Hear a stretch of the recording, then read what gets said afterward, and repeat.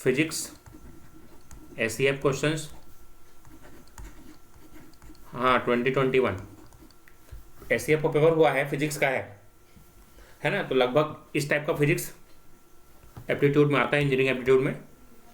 बहुत आसान है, देखना अभी PhD का बहुत बड़ा पेपर है ना। एक वस्तु अवतल दर्पण के सामने 15 सेंटीमीटर दूरी पर रखा हुआ है। दर्पण का फोकस दूरी 30 सेंटीमीटर है।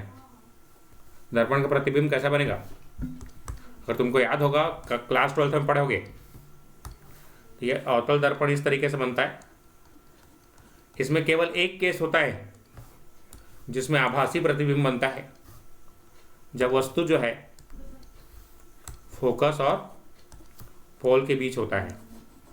ये उसी केस के बारे में बात कर रहा है ना, ये उसी केस के बारे में बात कर रहा है। तो इस तरीके से वस्तु का आभासी प्रतिबिंब बनता है। आभासी हमेशा सीधा होता है और बड़ा बनता है, इसको याद रखना है, ठीक है जी। आया समझ में? वर्चुअल, इनराज एंड अपराइट, सीधा, ठीक है ना। उसका देखो क्वेश्चन नंबर आगे। एक व्यक्ति के आंख में दूरदृष्टि तथा निकट दृष्टि दोष है।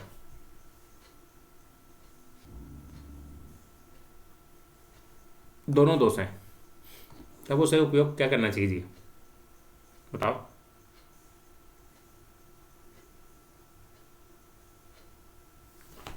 जैसे अभी स्टार्टिंग एज में कौन सा चश्मा लगता है? कैसे जी, जानते हो कि नहीं? ये अवतल दर्पण लगता है ना, कॉनकेव। लेकिन जैसे ही एज होते जाता है तो जो अंकल लोग पहनते देखे हो, यहाँ पर ऐसा रहता है पढ़ने के लिए, देखे हो कि नहीं? चलो दिखा देता हूँ। हाँ, डबल फोकस लेंस।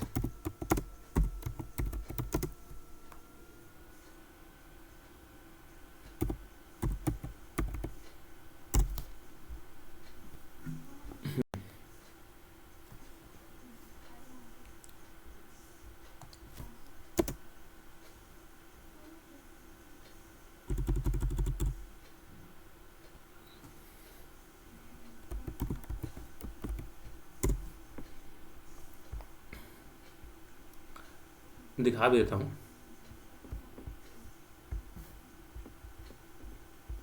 देखो चश्मा इस तरीके का रहता है, ग्लासेस देखो यहाँ पर दिख रहा है, ये वाला जो सिरा,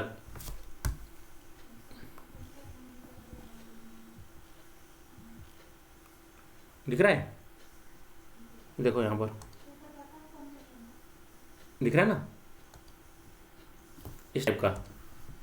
तो नीचे में कौन सा लेंस होता है जी?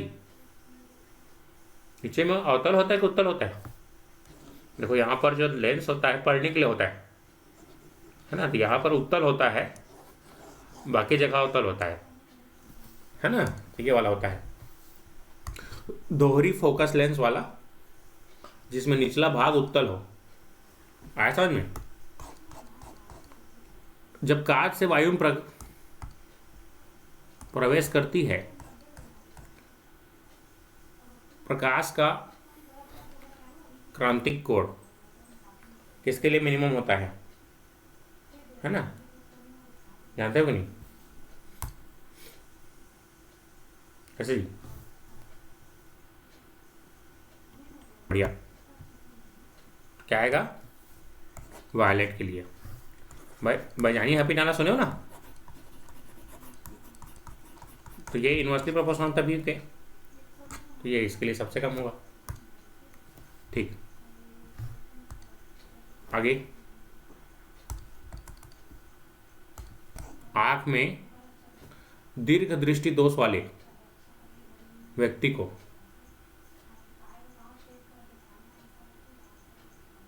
फार साइटनेस के लिए क्या होता है जी?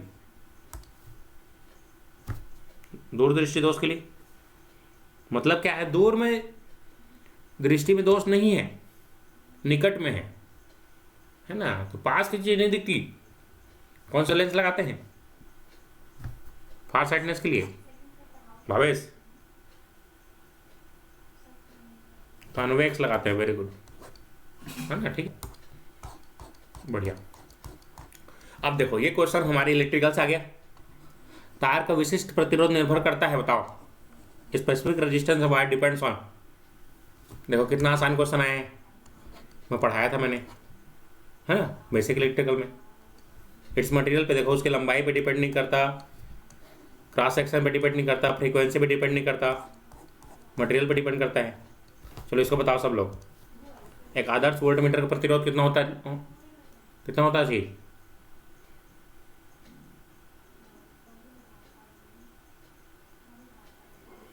सोच समझ के बोलना। वेरी गुड, इन्फिनिटी होता है जी। याद रखना, आदर्श वोल्टमीटर अलग चीज होता है, आइडियल वोल्टमीटर अलग होता है, वोल्टेज सोर्स अलग होता है।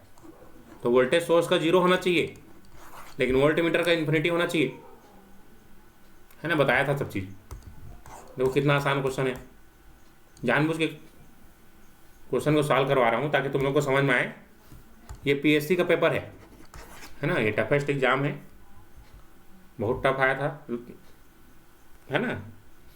नॉर्मल लोग नहीं बना सकते ना, इसे ध्यान रखना। इसके लिए स्पेशल स्टडी ज़रूरत है। अब अगर 12वीं का बस थ्योरी पढ़ के जाओगे तो नहीं होगा, न्यूमेरिकल पढ़ना जरूरी है। कॉम्पिटिशन एग्जाम में न्यूमेरिकल ही पूछा जाता है, ठीक है ना? चलो इसको बताओ, ये तो आसान है। If a 10 kilo ohm resistor 0.02 ampere flow हो रहा है, then the fall of potential resistance. इससे आसान क्वेश्चन क्या हो जाएगा? V equal to I R. ठीक है भावेश, देख रहे हैं कैसा क्वेश्चन आ रहा है? आसान है ना? हाँ तेरे लिए आसान है ना? लेकिन आए समझ में कितना आसान क्वेश्चन है भाई। तो इजी क्वेश्चन को बना सकते हो ना, तब तो किसी से नहीं बनेगा। कैसे जी? तब तो किसी से नहीं बनेगा ना। देखो एल लंबाई का प्रतिरोध रेजिस्टेंस आर है, तार को लंबाई को 4 गुना कर दो, बताओ, ये तो आसान है, बताया था ना।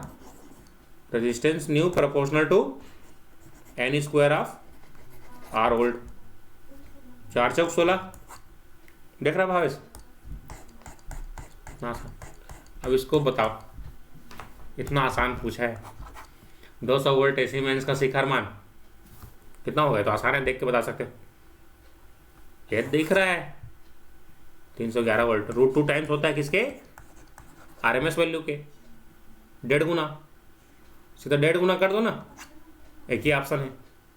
पीएससी ना जी, कंसेप्ट पूछता है ना, लेबर वर्क तो नहीं कराएगा तुमसे।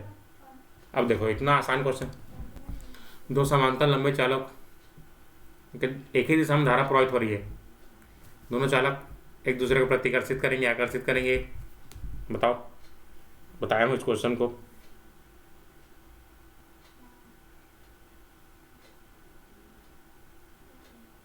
Very good. देखो दो लोग दोस्त कब होंगे? जब इन दोनों में सेम प्रॉपर्टीज हो, है ना? दरभा का संगी दरभा, ठीक है ना जी? गगन सही बोल रहा हूँ नहीं? दोस्ती किससे करोगे? जिससे प्रॉपर्टीज तुम्हारा मिलेगी, तो एक दूसरे क्या करेंगे? अट्रैक्ट करेंगे। वेरी गुड पायल, आसान है ना क्वेश्चन? देखो पीएससी का है, आज ही छुआ है पेपर। अब देखो इससे आसान क्वेश्चन कुछ हो सकता है? देखो मैं बोला था इसी को पूछता है पीएससी हमेशा। वीटी स्टोन ब्रिज, कितना सेकंड लगेगा इसको? सब 5 है, इसका ट्रिक बता चुका हूँ। तो R is equal to same 10 second. कैसे भावेश? ठीक, चलो इलेक्ट्रिकल से रिलेटेड क्वेश्चंस को बता रहा हूँ। देखो ये निम्नलिखित कौन सा चुंबकीय बल रेखाओं गुण है? ये हमेशा बंद वक्र में होती है, याद करो। मैग्नेटिक प्रॉपर्टीज बताया था ना, एन और एस, एन से जाता है एस के, तो बंद वक्र बनाता है हमेशा। ये सही है। एक नहीं काटती, उत्तर ध्रुव से निकल के दक्षिण ध्रुव में जाती है, तो सही सही है, सब सही है ना जी। ठीक, बताओ इसमें आयरन, निकिल, कोबाल्ट बताया था, एल्निको, याद करो। क्या बनाते हैं एल्निको से?